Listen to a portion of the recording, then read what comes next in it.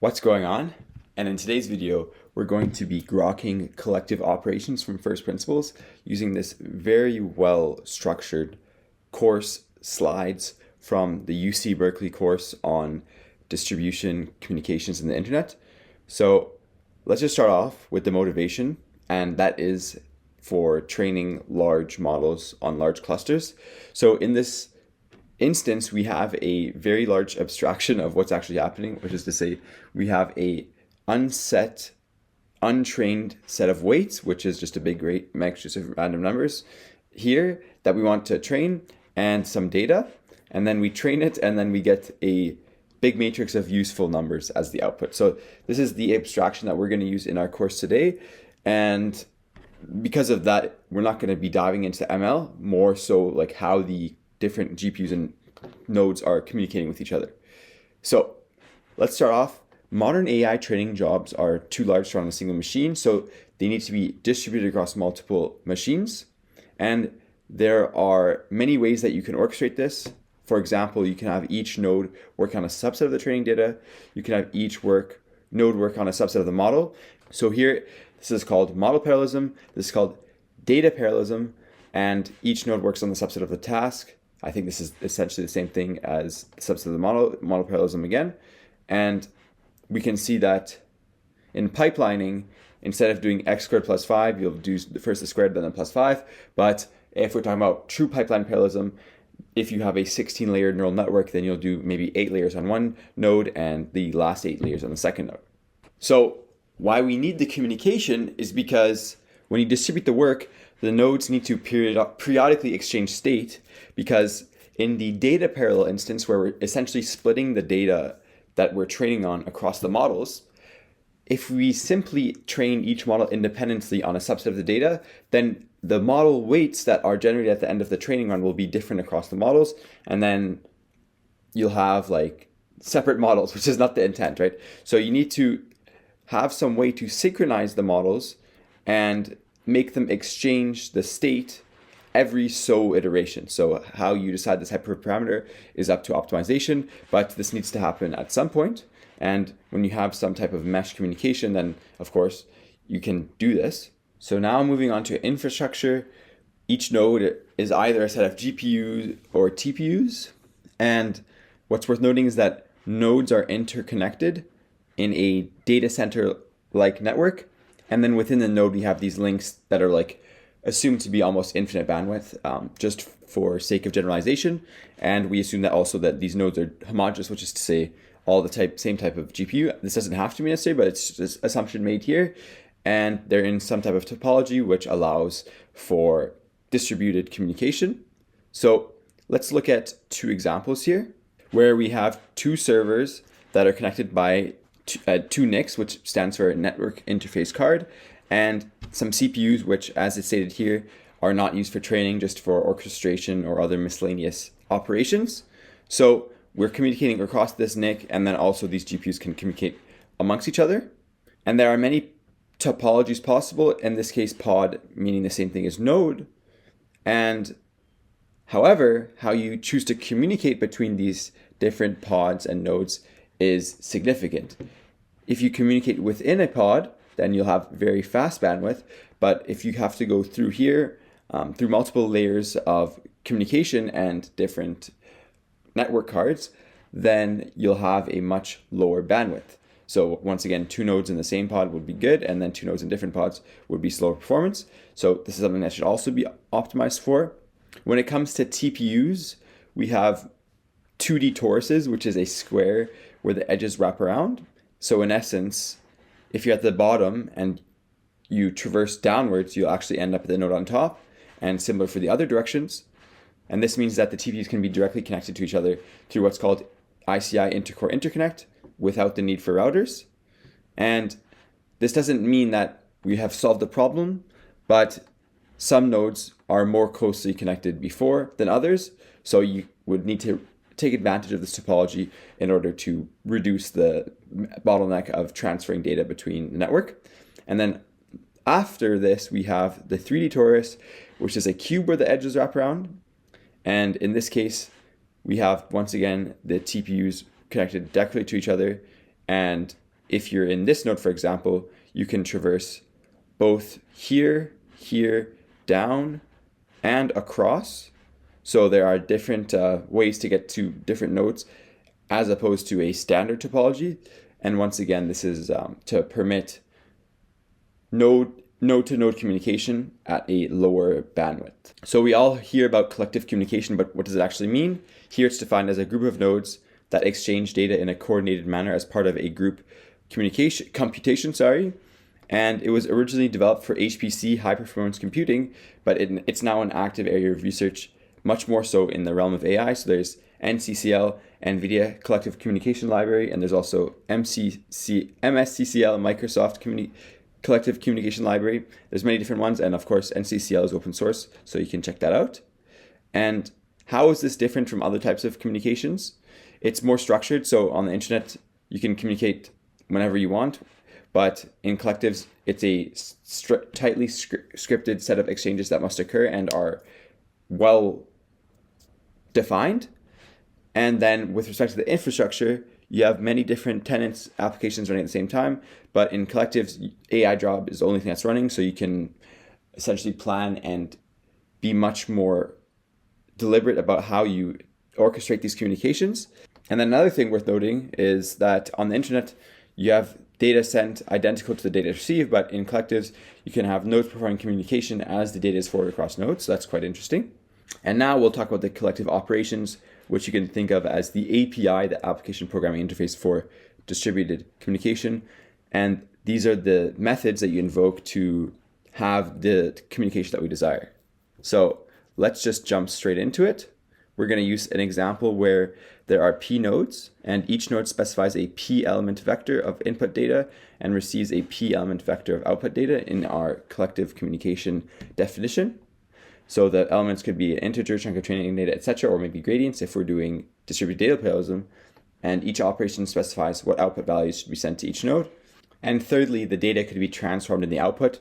In this case, summing the vector elements, which is called the all reduce operation, but we'll get into each operation one by one as we go along. And one thing also worth noting is that you usually have a centralized controller that does some setup. Sometimes this is just the first node. So if you're doing a GPU training run, and you're initializing weights across 4 different models, well, if you randomly initialize without the same seed, then you'll have 4 separate models at the beginning, which will mean that at the end, you'll also have 4 different models. And instead, what you will do is usually the first node will initialize its weight and then share it with the other nodes. This is one example.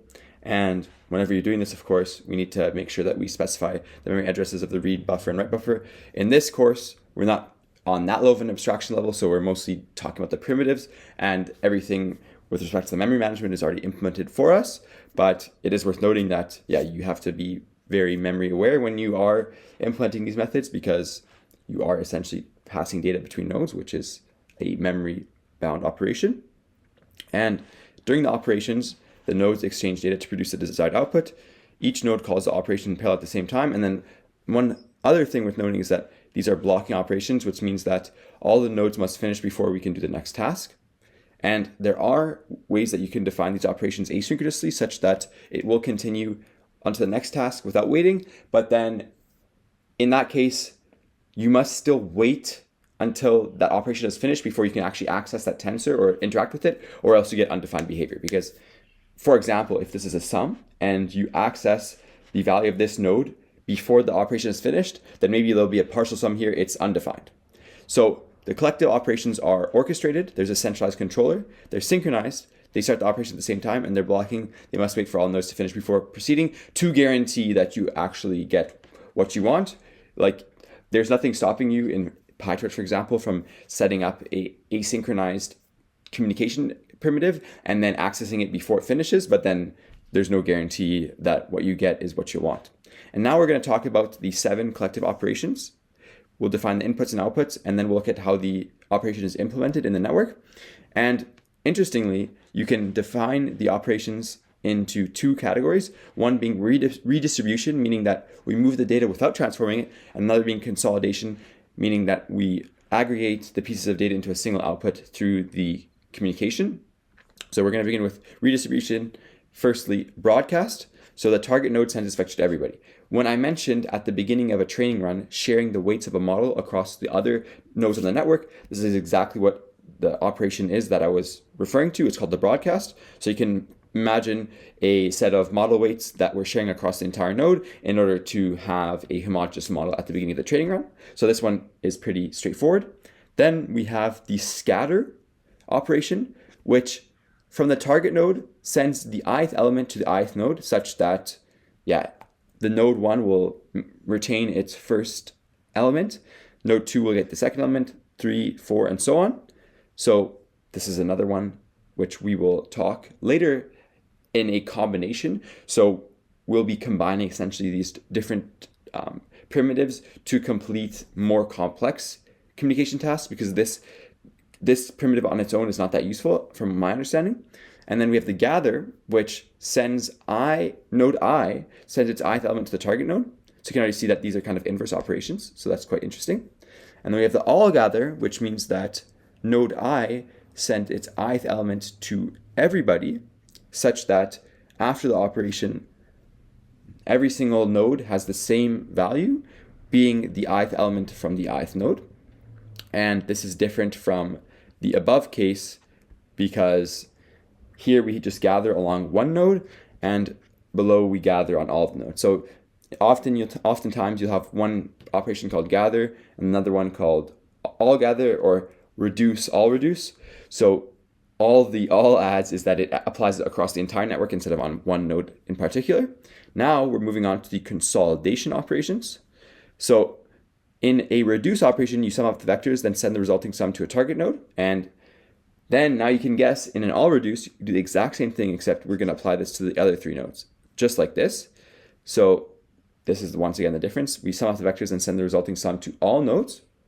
Then we have what's called reduce scatter, which means that the ith node sends the sum of the ith element, the ith node receives the sum of the ith element of each vector. So we do the sum along the ith row, which is row 0 in the first row, and then we send that to node 1, and then we'll do the same thing for node 2, node 3, and node 4. One thing worth noting is that in this case we're doing addition, but generally any commutative operation is possible to implement as a type of consolidation operation, which is to say you can do multiplication here as well. There's nothing stopping you from doing multiplication, and it's always applied element-wise, which is to say like we multiply the elements of each node and then we would get our product, but in this case we're adding the elements of each node and getting the sum. Okay, and now I already mentioned that there's one operation, the gather and the scatter, which are kind of the inverse of each other. So this is what we're going to talk about now. For some reason they mention it as duals, but I like to think of it as more as just inverse functions. So x squared and the square root of x being an example of inverse functions. So if we come down here, we can see that we have broadcast and reduce as two examples of inverse functions. So what's happening in the broadcast, we have one node which sends to all nodes. So read from 4 boxes in root node and write to all 16 boxes. And then in reduce, we read from all 16 boxes and then we write to 4 boxes in root node. So whereas here we're sending from one node to all, in this case we're sending from all nodes to one. Okay, and then this is the one that we mentioned just previously, the scatter. It will read from the 4 boxes and then write to the ith box and the ith node. And then in gather, it will read from the ith box and the ith node right here, and then write to the 4 boxes in the root node. And the description isn't as useful as just looking at the diagram, so let's do that instead. And then here, I just realized there's a typo. This should be reduce scatter, not just reduce. But in reduce, we take our 4 nodes and then distribute the sum on the ith row for each corresponding node, whereas in the all gather, we take the ith row of the ith node and then set that to be the value of the ith row for each node. So in this case, we will read from the ith box and then write to the ith box. In this case, we'll read from all the nodes. We'll read from the ith box and write to all boxes, and then in this case, we'll read from all boxes and write to the ith box. Okay. Then, as I mentioned previously, we have the composition functions. So one is that all reduce is equivalent to a reduce scatter followed by an all gather. And let's see why that's the case. Just as a reminder, all reduce is just summing every single row and then setting the row of every node to be that sum. So here, W1, X1, Y1, Z1, every single node now has that as its value. So in the reduce scatter, we sum every single row, and then that's the value of the ith node at the ith row. And then in the all gather, we set the value of each ith row for node I to be equal to the ith row for all nodes, such that node 1's row becomes all of the rows for the 4 nodes, and equivalently for node 2, node 3, etc. So once again, we sum every single row, but then only save it to the node for which that row corresponds. And then we will gather across all nodes to distribute it, okay? So now we're going to talk about some topology, starting off with all reduce using a mesh topology. So far we've defined the input and the output of operations, but how do we actually implement them? What topology do we use to connect the nodes? What data does each node have to send to the other nodes? And our choices will affect the performance of the operation. So what will affect in particular the total bandwidth used, the number of steps for the operation to complete, and the bandwidth per node. So we're going to be using all reduce as a running example with p equals to 5 nodes and d being the amount of data per node. So if we do an all reduce along 5 nodes, then we get the following result, just the sum of each row in each node. And okay, if we have a mesh topology, which means that every node is connected to each other, then in order to do the all reduce, then you just simply send your vector to everybody else. And you can see here, node 1 will do this to all of its neighbors, which is every other node. Same goes for node 2, 3, 4, and 5. And then each node will independently sum up all the vectors. And then that's it. You have your result. Now let's talk about the efficiency, however. So the total bandwidth means each node sends its whole vector of d bytes to all of the p minus 1 other nodes, and there are p nodes in total. And in order to know how many interactions we have in total for the total bandwidth, it's n choose 2, because we essentially have n choose 2 paths between the different nodes, and that is just n times n minus 1 divided by 2, or p times p minus 1 divided by 2, because we are using p as our nodes. And since we're just doing standard time complexity, we're just going to treat that as p squared times d, because each communication along these p squared paths has d transfers. And then in terms of the number of steps, it's just one step, which is really good. So this mesh path minimizes the number of steps, but not the number of the bandwidth. And then the bandwidth per step is just d times p, because we send d bytes to the other p minus 1 nodes. So that's the mesh topology. Now we're going to move on to single root, which means that we have one orchestrator, one node which has a connection to all the other nodes, but each node only is connected to that node, in this case number 1. And everyone sends their vector to a single root, okay? And then the root will compute the sum. So at this point, root 1 has done the all reduce, but these nodes have not. But then it will broadcast the result back to the other 4 nodes, and then now everybody has the sum. So now let's look at the number of steps first of all, which is 2, because instead of just doing one send, we need to do a send and then another send to redistribute the value to the other 4 nodes. And then with respect to the bandwidth, each node sends its whole vector of d bytes to the root, and there are p nodes in total. So this is the total bandwidth at any given time is d times p.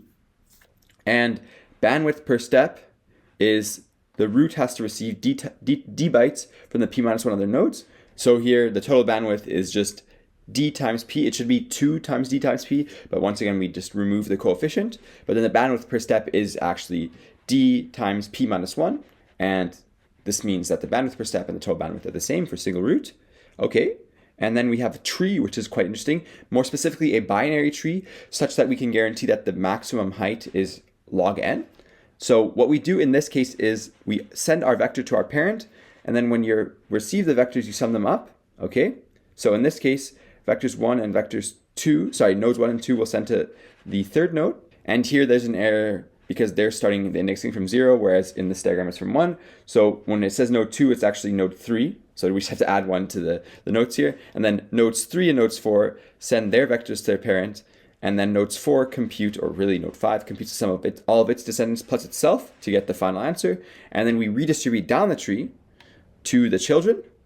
And we finally get the result to all 5 nodes. In this case, the values for the bandwidth and number of steps is quite interesting here. So it's 2 times log p for the number of steps, because we have a height of log p and we have to both go up and down. Okay, and then the bandwidth per step looks like this.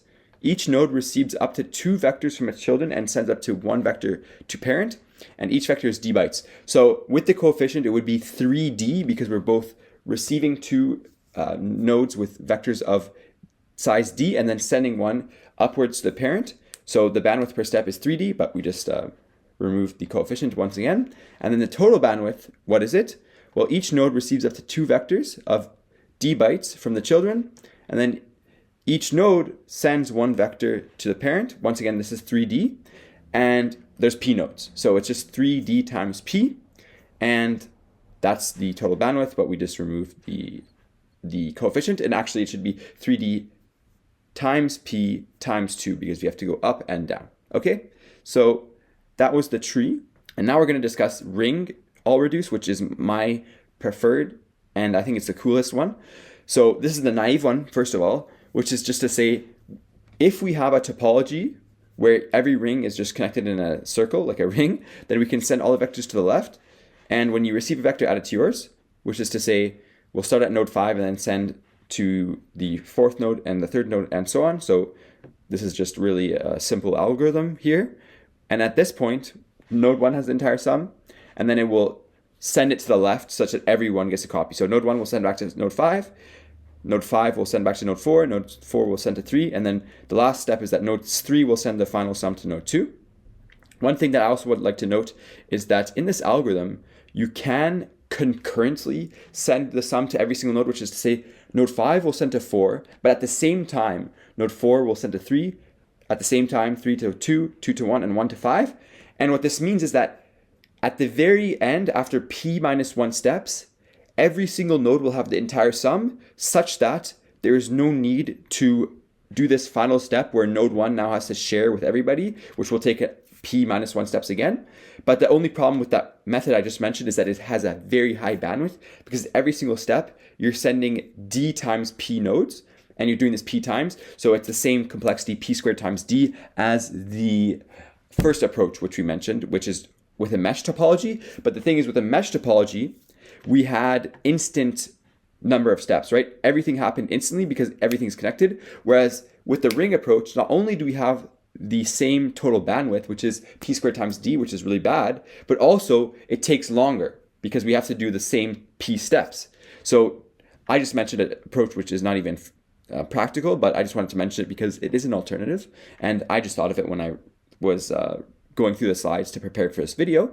And then the most optimized version, or it's debatable because there are quite optimized tree communication collective primitives, but this one is quite well. It's called, optimized ring reduce, which is to say that we send our vectors to the left one element at a time. So each node will only sum along its row, which it corresponds to its index. So node 1 will sum along row 1, node 2 along row 2, node 3 along row 3.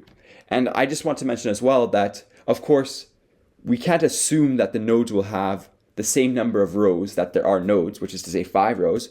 But if that isn't the case, then you can simply split it up. So if we had 100 rows, then node 1 would be responsible for the first 20 rows. So here we're just abstracting this as a example where we have the same number of rows as nodes, but that isn't strictly necessary. So what we do here is that we send our vector to the left such that vector 1 will send its row to vector 5. Node 1 will send its node to node 5.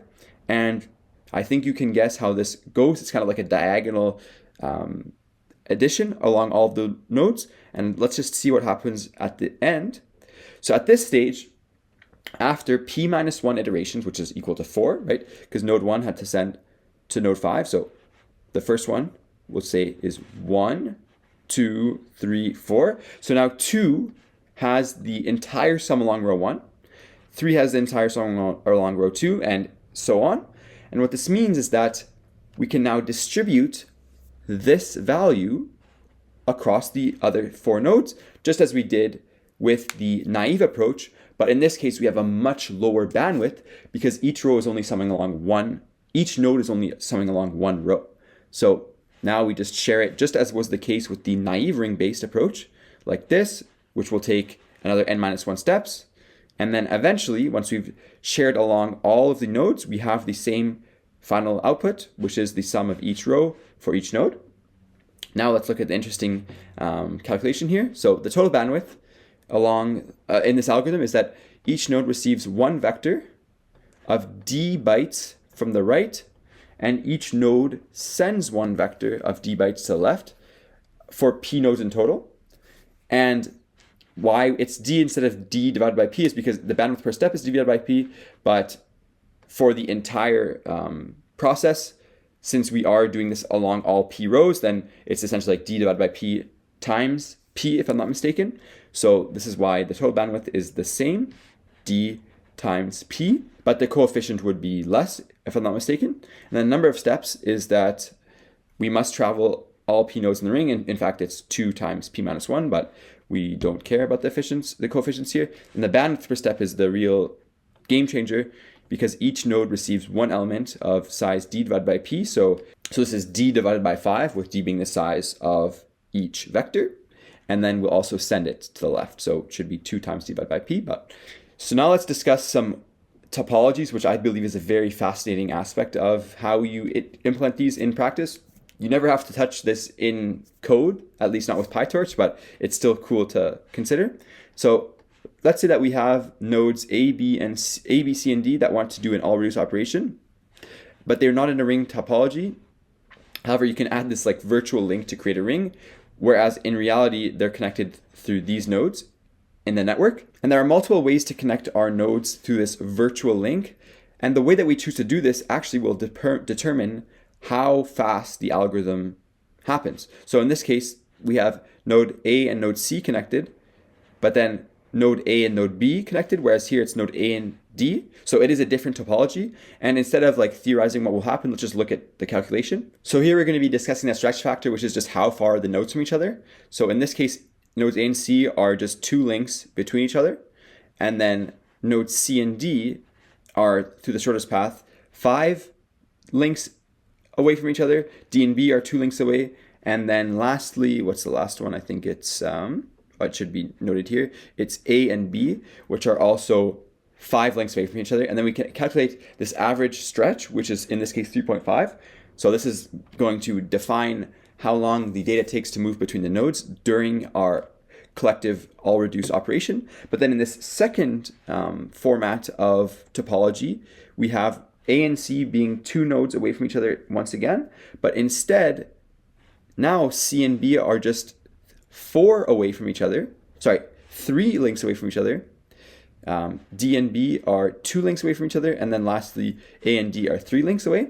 So in this case, the average stretch is 1 less, 2.5 instead of 3.5. And the takeaway here is that how you draw the overlay network, in essence, the order you connect the host has a big impact on performance. And yeah, this is really like not obvious, but it is really important to take into account. So in this lecture, we thought about the collectives at 3 different layers of abstraction, which is firstly just the definition. So you just need to know the input and output, like in this case, all reduce, you have these 4 nodes, and then you sum along the rows for every single node, and then that's the new output. And then you have the overlay, which are these virtual links. So you can talk about a ring, you can talk about a tree, you can talk about, what else did we talk about? We talked about a mesh, or the one where you have one central node, the single root, that will distribute across the other ones after it does the computation, which in this case was all reduce. But then importantly, what we just discussed is that there's an underlay, which is how are the virtual links corresponding to actual physical links? Because you cannot just trivially implement or define a mesh overlay and assume that all of the nodes are connected, because that may not be the case. And in this case, none of the nodes are directly connected. In fact, you have to traverse the network in order to get each node. So the way that you define your virtual links is important to how it interacts in practice through the physical links. So that was this video on collective communication primitives. I hope it was useful, and please subscribe.